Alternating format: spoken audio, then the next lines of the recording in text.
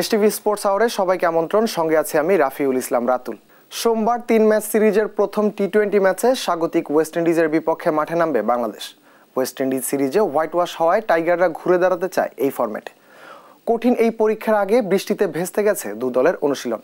তারপরও ক্যারিবিয়ান স্কোয়াডে ফ্লেচারের অন্তর্ভুক্তি চিন্তার ভাঁজ ফেলবে লিটনের কপালে। সেন্ট ভিনসেন্টে আর্সেন ভ্যালেতে বাংলাদেশ সময় ভোর 6টায় শুরু হবে ম্যাচটি। বিস্তারিত জানাচ্ছেন তামিমুর রহমান।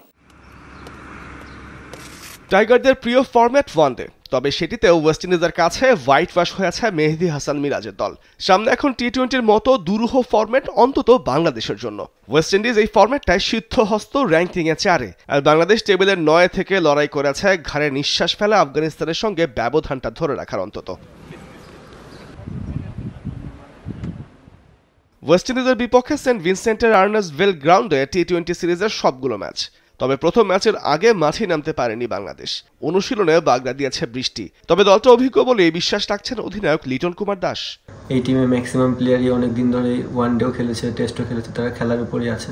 দুই একটা প্লেয়ার হয়তো বা নিউ, বাট তারাও দুই একটা সেশন প্র্যাকটিস করার সুযোগ পেয়েছে। তবে তার আগের দিন অনুশীলনে ফ্লাড লাইটে নিজেদের অন্তত ঝালিয়ে নেওয়ার সুযোগটা পেয়েছিল গোটা দল। তবে বিশ্বকাপে এই সেন্ট ভিনসেন্টে 3 ম্যাচ খেলে দুটো জিতেছিল বাংলাদেশ। রান প্রসবা 9 উইকেট, তবে সেই বিশ্বকাপের উইকেট আর প্রথম ম্যাচের উইকেট এক নয় অধিনায়কের কাছে। তো একাদশ নির্বাচনেও থাকবে সেটার ভূমিকা। ওয়ার্ল্ড কাপের যে উইকেটটা ছিল আর এই উইকেটটার মধ্যে একটু ডিফারেন্সই দেখা গেছে। গতকালকে যখন প্র্যাকটিস করেছি উইকেটটা সিমিলার না, তারা হয়তো বা প্রিপেয়ার করেছে ডিফারেন্টভাবে। আমরা এখন ওইভাবে চিন্তা ভাবনা করিনি, আমাদের টিম কমিউনিকেশন চিন্তা ভাবনা করে তারপর এই জিনিসটা আগাবো। বেস্ট যে টিমটা হবে বাংলাদেশ টিমের জন্য সেটাই আমরা করব। ওয়ানডে সিরিজে হোয়াইট ওয়াশ হয়ে আসা বাংলাদেশের জন্য চ্যালেঞ্জ হবে এই ফরম্যাটে ঘুরে দাঁড়ানোর। সেই পরিকল্পনাই করতে চান অধিনায়ক লিটন ম্যাচের আগে। নর্মালি বরাবর টি-20 ম্যাচগুলো আমাদের জন্য সবসময় কঠিনই হয়, আর যেহেতু এটা ওয়েস্ট ইন্ডিজের হোম গ্রাউন্ডে খেলা হবে, সো একটু ডিফিকাল্টি আমাদের ভিতর হবেই। বাট আমরা চেষ্টা করব যে এখান থেকে কিভাবে বের হয়ে আসা যায় এবং ভালো একটা সিরিজ খেলার জন্য। তামিমুর রহমান, স্পোর্টস ডেস্ক, দেশ টিভি। জাতীয় দলের জন্য মুশফিক, সাকিব, মাহমুদুল্লাহর বিকল্প হতে পারেন লিটন দাস। তার ক্রিকেটীয় মেধাকে কাজে লাগাতে ব্যাটিং অর্ডারে নিচের দিকে ব্যাটিং করানো উচিত। দেশ টিভিকে এ কথা জানিয়েছেন বাংলাদেশ দলের সাবেক ক্রিকেটার ইশতিয়াক আহমেদ। রিফাত আঞ্জুমের রিপোর্টে বিস্তারিত। বাংলাদেশ দলে প্রতিভাবান ক্রিকেটারদের একজন লিটন দাস। তবে আন্তর্জাতিক ক্রিকেটে প্রায় 10 বছর পেরিয়ে গেলেও নিজের সামর্থ্যের শতভাগ দিতে পারেননি। দারুণ সব ইনিংস যেমন খেলেছেন, তেমনি অধারাবাহিকতার কারণে সমালোচিত হয়েছেন সবচেয়ে বেশি। চলতি বছর ওয়ানডে ফরম্যাটে করেছেন মাত্র 6 রান। এত বাজে সময়ের পরও রয়েছেন জাতীয় দলে। টেস্ট আর টি-20-তে যেখানে ধারাবাহিকতা কিছুটা হলেও ধরে রেখেছেন, সেখানে ওয়ানডেতে কিছুই করতে পারেননি। বিশেষ করে নতুন বলে ব্যর্থ এই ডানহাতি ওপেনার। বাংলাদেশ দলের সাবেক ক্রিকেটার ইশতিয়াক আহমেদ মনে করেন, লিটন যেহেতু পুরনো বলে বেশি সাবলীল, তাকে 4 কিংবা 5-এ খেলানো বেশি ভালো হবে। সিলেকশন নিয়ে আমি খুব একটা বলবো না। যেটা হয়তো বা একটা জিনিস যেটা বলা যেতে পারে সেটা হচ্ছে যে সে যে অর্ডারে ব্যাটিং করে, আমরা যেরকম টেস্টে দেখেছি 6-7 নম্বরে ব্যাটিং করে, is been very successful. Liton এমনই একটা প্লেয়ার যে কিন্তু তার হাতে যেহেতু মার রয়েছে, টেকনিকও ভালো মোটামুটিভাবে, he is having problem with the new ball, move away going deliveries. কয়েকটা খেলা ঠিক সেভাবে সে আউট হয়েছে। আমার মনে হয় যে হয়তো বা উইদিন দ্য টিম তাকে যদি নিচে খেলানো হয়, তাকে যদি নিচে খেলানো যেতে পারে, you have a solid batsman going at number 5, number 6, হাতে মার রয়েছে, আমরা টিম অ্যাফোর্ড করতে পারে এই ধরনের একটা প্লেয়ারকে নিচে যেখানে প্রয়োজন আছে মেরে খেলার, সেখানে যদি লিটনকে যদি খেলানো হয়, আমার মনে হয় যে সেক্ষেত্রে জাস্টিফাই করা যেতে পারে। তার সাবেক এই ক্রিকেটার মনে করেন, মাহমুদুল্লাহ, মুশফিকদের বিদায়ের পর সেই জায়গা পূরণে লিটন ভালো অপশন হতে পারেন। যারা নন পারফর্মার্স, যেরকম লিটন দাস কিন্তু এখন will be aware that he has to perform because Nazmul Hossain Shantu is coming back, Mushfiq Rahim is coming back. So এখানে পারফর্মার্সের সংখ্যা এমনিতে টিমে আছে। এখন এরা চলে আসার পরে এই ধরনের প্লেয়ার যারা রেগুলারলি কনসিস্টেন্টলি পারফর্ম না করে, তারা কিন্তু চিন্তায় থাকবে তাদের জায়গা নিয়ে। That is when they will be compelled to perform. Bangladesh দলে টি-20 অধিনায়কের দায়িত্ব দেওয়া হয়েছে লিটনকে। রিফাত আঞ্জুম, দেশ টিভি, ঢাকা। হ্যামিল্টন টেস্টের দ্বিতীয় দিন শেষে চালকের আসনে নিউজিল্যান্ড। 340 রানের বড় লিড নিয়ে দিন শেষ করেছে কিউইরা। আগের দিনে 9 উইকেটে 315 রান নিয়ে দ্বিতীয় দিনে ব্যাট করতে নেমে 347 রানে অল আউট হয় নিউজিল্যান্ড। জবাবে ব্যাট করতে নেমে কিউই বোলারদের তোপের মুখে পড়ে ইংল্যান্ড। 100 রানের আগেই 5 উইকেট হারিয়ে বিপদে পড়ে যায় তারা।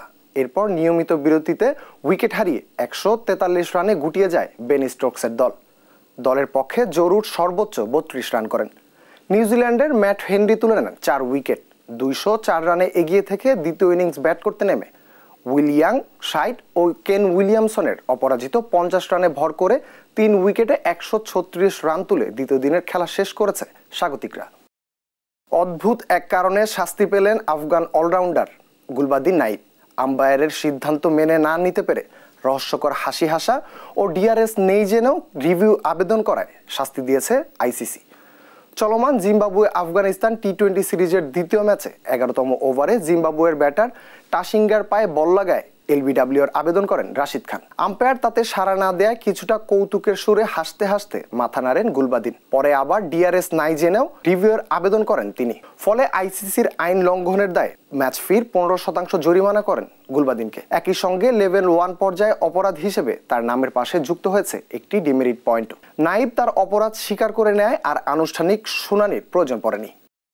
ব্রিসবেন টেস্টে ভারতের বিপক্ষে নিজেদের প্রথম ইনিংসে 7 উইকেটে 405 রান তুলে দ্বিতীয় দিন শেষ করেছে অস্ট্রেলিয়া। বিনা উইকেটে 28 রান নিয়ে দ্বিতীয় দিনে ব্যাট করতে নেমে দলীয় 75 রানে 3 উইকেট হারায় অজিরা। এরপর 4 উইকেটে 241 রানের রেকর্ড জুটি গড়ে দলকে বড় সংগ্রহের দিকে নিয়ে যান ট্রাভিস হেড ও স্টিভেন স্মিথ। হেড 152 ও স্মিথ 101 রান করে আউট হন। কিছুক্ষণ বাদে ফিরে যান মিচেল মার্শো। তবে শেষ দিকে অ্যালেক্স ক্যারির অপরাজিত 45 রানে ভর করে 7 উইকেটে 405 রানের বিশাল সংগ্রহ নিয়ে দ্বিতীয় দিন শেষ করেছে প্যাট কামিন্সের দল। ভারতের পক্ষে বুমরা তুলে নেন 5 উইকেট। এর আগে ব্রিসবেন টেস্টের প্রথম দিন ভেস্তে গিয়েছিল বৃষ্টিতে। ইউরোপিয়ান ফুটবলে হোঁচট খেয়েছে জায়ান্ট দলগুলো। ইংলিশ প্রিমিয়ার লিগে ফুলহ্যামের সঙ্গে 2-2 গোলে ড্র করেছে টেবিল টপার লিভারপুল। এভারটনের সঙ্গে গোল শূন্য ড্র করেছে আর্সেনাল। এদিকে লা লিগায় রায়ো ভায়েকানোর সাথে 3-3 গোলে ড্র করেছে জায়ান্ট রিয়াল মাদ্রিদ। রিফাত আঞ্জুমের রিপোর্টে বিস্তারিত। ইংলিশ প্রিমিয়ার লিগে দারুণ ছন্দে রয়েছে জায়ান্ট লিভারপুল। পয়েন্ট টেবিলের শীর্ষে থাকা দলটা মাঠে নেমেছিল ফুলহ্যামের বিপক্ষে, কিন্তু পূর্ণ পয়েন্ট নিয়ে মাঠ ছাড়তে পারেনি অলরেডরা। অ্যান্ডফিল্ডে শুরুটা করেছিল ফুলহ্যাম। 11 মিনিটে আন্দ্রেস পেরেরার গোলে পিছিয়ে পড়ে লিভারপুল। 17 মিনিটে লিভারপুলের রবার্টসন লাল কার্ড দেখে মাঠ ছাড়লে বিপদে পড়ে যায় স্বাগতিকরা। প্রথমার্ধে আর সমতায় ফিরতে পারেনি তারা। বিরতির পর 47 মিনিটে কোডি গাকপোর গোলে সমতায় ফেরে লিভারপুল।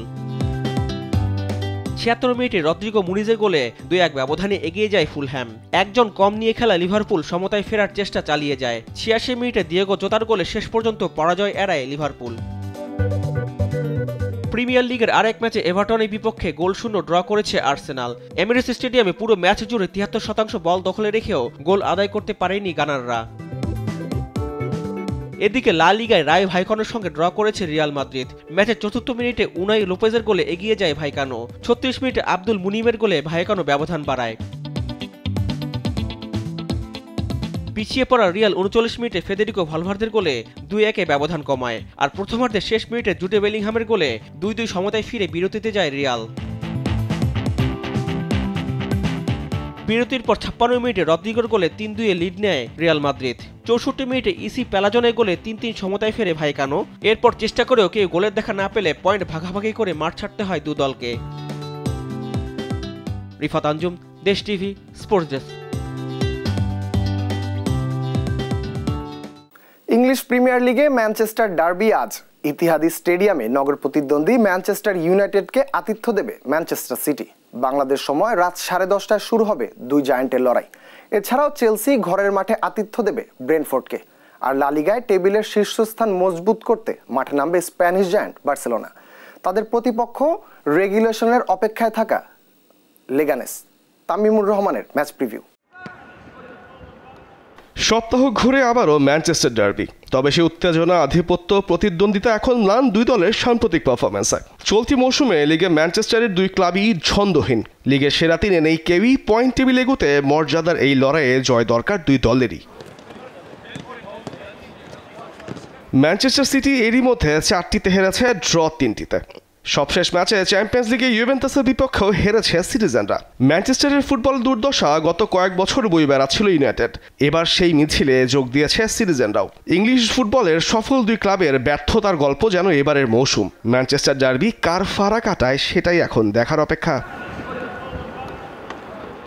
তবে খেলাটা সিটিজেনদের মাঠে বলেই বিপদটা বেশি রেড ডেভিলসের। শেষ 6 ডার্বির 5টিতেই হেরেছে তারা, যার 3টি ইতিহাদে। তবে এবার আর সেই সিটিজেন্সরাও নেই। মহাবিপদে মাস্টার ট্যাকটিশিয়ান পেপ গার্দিওলা। শেষ 10 ম্যাচে মাত্র 1টিতে জয় বলছে তার দুরবস্থার কথা। তার উপর ইনজুরিতে জর্জরিত গোটা দল। মিডফিল্ডারদের খেলতে হবে ডিফেন্ডারের ভূমিকায়। রড্রি, অস্কার বব, নাথান আকে, জন স্টোনস, ম্যানুয়েল আকানজি এখনও ইনজুরিতে। সুখবর অবশ্য ফিল ফোডেন আর মাতিও কোভাসিচ ফিরতে পারেন লিগ ম্যাচে। 4 বছরের মধ্যে প্রথমবার দুদল মুখোমুখি হচ্ছে যখন কেউই নেই সেরা 3-এ। 15 ম্যাচে 27 পয়েন্ট নিয়ে সিটি আছে 4-এ। ম্যানিউ যে সঠিক পথে আছে তাও নয়। মৌসুমে লিগে এরই মধ্যে তারা হেরেছে 6 ম্যাচে, তবে সবশেষ ইউরোপা লিগে ম্যাচে জয় ফিরেছে রুবেন অ্যামোরিমের দল। যদিও নতুন কোচ রুবেন অ্যামোরিমের প্রথম ম্যানচেস্টার ডার্বি এটি। ইতিহাস বলছে 2021 সালের মার্চের পর লিগ ম্যাচে ইতিহাদে জিততে পারেনি ম্যানচেস্টার ইউনাইটেড। তাই ম্যানিউ ভক্ত সমর্থকরা আশা করছেন পূর্ণ 3 পয়েন্টের। কিন্তু এই ডার্বির একটা ড্রেস রিহার্সেল হয়ে গেছে যখন অ্যামোরিমের পর্তুগালের ক্লাব স্পোর্টিং সিপির দায়িত্ব ছিলেন। চ্যাম্পিয়ন্স লিগে সেবার 4-1 গোলে সিটিজেনদের বিধ্বস্ত করেছিল অ্যামোরিমের দল। সিটিজেনদের বাজে অবস্থার তখনই শুরু। অন্যদিকে টেবিলের 2-এ থাকা চেলসি মাঠে নামবে ব্রেন্টফোর্ডের বিপক্ষে। পয়েন্ট টেবিল দেখে যে কেউ বলবেন এই ম্যাচের আগে নিশ্চিত ফেভারিট চেলসি। লিভারপুল থেকেও মাত্র 5 পয়েন্ট দূরে শিরোপার জন্য লড়াই করছে, কিন্তু এই ব্রেন্টফোর্ডের বিপক্ষেই টানা 5 ম্যাচ জয়শূন্য চেলসি। এমনকি স্ট্যামফোর্ড ব্রিজেও তাদের নেই কোনো জয়। কাগজে কলমে চেলসি ফেভারিট হলেও ম্যাচটা ঝুঁকে আছে ব্রেন্টফোর্ডের দিকে। শেষ ম্যাচেও বড় জয় এসেছে তাদের পা থেকে, যদিও ঘরের বাইরে তাদের পারফরমেন্সটা যাচ্ছে তাই। এখনো পর্যন্ত মাত্র 1 পয়েন্ট নিতে পেরেছে তারা ঘরের বাইরে। চেলসিকে হারাতে পারলে অ্যাওয়ে ম্যাচে সেই পয়েন্ট খরাটাও কাটতে পারে তাদের। এদিকে লা লিগায় জমে উঠেছে শীর্ষস্থান দখলের লড়াই। ভায়াকনের সাথে ড্র করে রিয়াল হারিয়েছে বার্সাকে পেছনে ফেলার সুযোগ। এবার বার্সার সামনে হাতছানি শীর্ষস্থানটা মজবুত করবার। তবে উঠতে থাকা বার্সা যে এখন ধুঁকছে। লা লিগায় শেষ 5 ম্যাচে মাত্র 1টি জয়, হেরেছে 2টিতে আর ড্রও সমান ম্যাচে। ভাগ্য বলুন কিংবা নিয়তি, একটা লিগ শিরোপার স্বপ্ন দেখা বার্সা যে প্রতি মৌসুমে উড়ন্ত সূচনার পর মাঝপথে খেই হারায়, সেটা যেন প্রতিপক্ষের কাছে এখন বাস্তবতা। আর এবার সেই বাস্তবতাই ভাঙতে চাইবে হ্যান্সি ফ্লিকের দল। তামিমুর রহমান, স্পোর্টস ডেস্ক, দেশ টিভি। জর্জিয়ার প্রেসিডেন্ট নির্বাচিত হয়েছেন দেশটির সাবেক ফুটবলার মিখাইল কাভেলাশভিলি। জর্জিয়ার হয়ে 46টি ম্যাচ খেলেছিলেন সাবেক এই স্ট্রাইকার। ম্যানচেস্টার সিটির হয়ে খেলেছেন ইংলিশ প্রিমিয়ার লিগেও। 2002 সালে জাতীয় ফুটবল থেকে অবসর নেন তিনি। ফুটবল থেকে অবসর নেয়ার পর রাজনীতিতে যোগ দেন সাবেক এই স্ট্রাইকার। 53 বছর বয়সী এই ফুটবলার জর্জিয়ার ড্রিম দলের সাবেক পার্লামেন্ট সদস্য। প্রেসিডেন্ট পদের জন্য তিনি একমাত্র প্রার্থী ছিলেন, তাই বিনা প্রতিদ্বন্দ্বিতায় নির্বাচিত হওয়ায় নিয়োগ চূড়ান্ত করেছে জর্জিয়ার পার্লামেন্ট। আগামী 29 ডিসেম্বর আনুষ্ঠানিকভাবে দায়িত্ব গ্রহণের কথা রয়েছে তার। মিশরীয় ক্লাব আল আহলিকে হারিয়ে দ্বিতীয় দল হিসেবে ইন্টারকন্টিনেন্টাল কাপের ফাইনালে উঠেছে মেক্সিকোর ক্লাব পাচুকা। এবারের আসরে সরাসরি ফাইনালে খেলছে ইউরোপীয় অঞ্চলের চ্যাম্পিয়ন রিয়াল মাদ্রিদ। ফাইনালে রিয়ালের প্রতিপক্ষ হতে শনিবার মুখোমুখি হয়েছিল কনকাকাফ অঞ্চলের চ্যাম্পিয়ন পাচুকা ও অস্ট্রেলিয়া অঞ্চলের চ্যাম্পিয়ন আল আহলি। কাতারের স্টেডিয়াম 974-এ 2 মহাদেশীয় চ্যাম্পিয়নের লড়াইয়ে নির্ধারিত সময় গোল শূন্য থাকায় গড়ায় ট্রাইব্রেকারে। সেখানে আহলিকে 6-5 গোলে হারিয়ে ফাইনাল নিশ্চিত করে পাচুকা। এবারই প্রথমবার ফিফা আয়োজন করছে ইন্টারকন্টিনেন্টাল কাপ। টুর্নামেন্টটিতে ভাবা হচ্ছে ক্লাব বিশ্বকাপের ড্রেস রিহার্সেল হিসেবে। আবারও ফ্রান্সের বর্ষসেরা ফুটবলার নির্বাচিত হলেন কিলিয়ান এমবাপ্পে। 14 ডিসেম্বর ফরাসি ম্যাগাজিন ফ্রান্স ফুটবল এই ঘোষণা দেয়। পিএসজিতে নিজের শেষ মৌসুমে দুর্দান্ত পারফরমেন্সের জন্য এই স্বীকৃতি পেলেন এমবাপ্পে। এই নিয়ে টানা দ্বিতীয়বার ও মোট চতুর্থবার ফ্রান্সের বর্ষসেরা ফুটবলার হলেন এই তারকা। 2023-24 মৌসুমে পিএসজির জার্সিতে 52 গোল করেন এমবাপ্পে।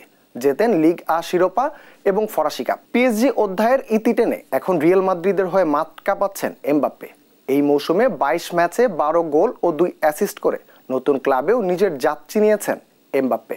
পুরস্কারের দৌড়ে দ্বিতীয় হয়েছেন আর্সেনালের ডিফেন্ডার উইলিয়াম সালিবা। এই ছিল এখনকার দেশ টিভি স্পোর্টস আওয়ারের সঙ্গে থাকার জন্য ধন্যবাদ সবাইকে।